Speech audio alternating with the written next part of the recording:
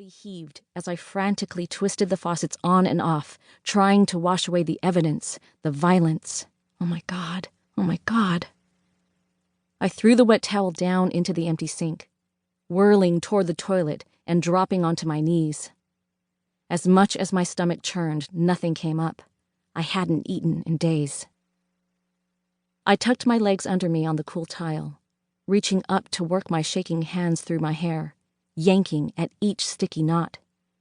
This wasn't working, I clawed my way up off the ground, reaching for the towel I'd abandoned in the sink.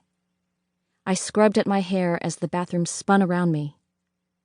I closed my eyes, but all I saw was another place, another burning wave of light and heat. I threw out my hand, catching the empty towel rod and using it as one last anchor. As I touched the thin metal, a sharp snap of static passed up my arm, prickling each individual hair. By the time it raced up the back of my neck, a frisson of power had already gathered at the base of my skull. Behind my closed eyelids, the bathroom's light flickered again, and I knew I should let go. But I didn't.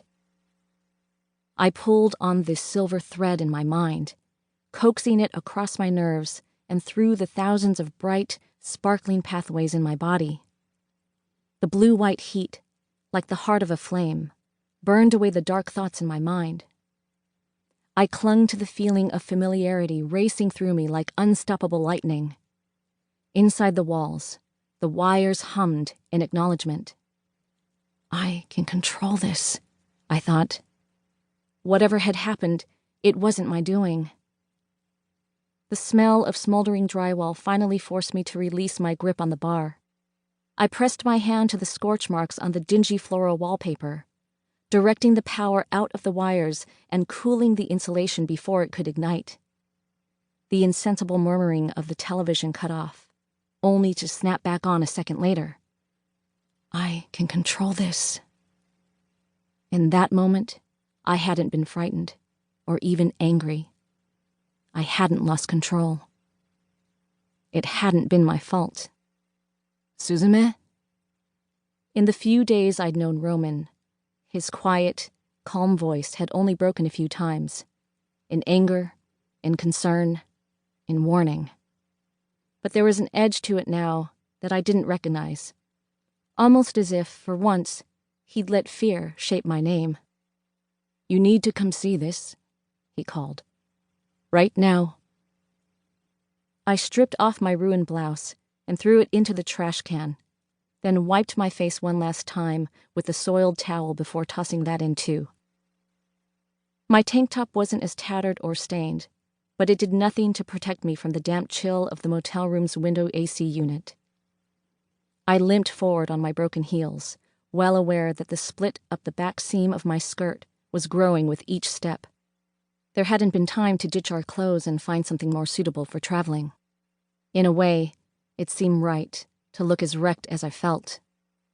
What is it? I croaked out. Roman stood directly in front of the TV, his dark hair falling across his forehead. He was in his usual pose, his hand clenched into a fist, his knuckles resting against his mouth, his brows drawn together in thought.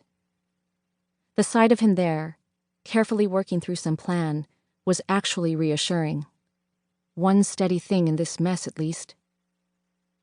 He didn't answer.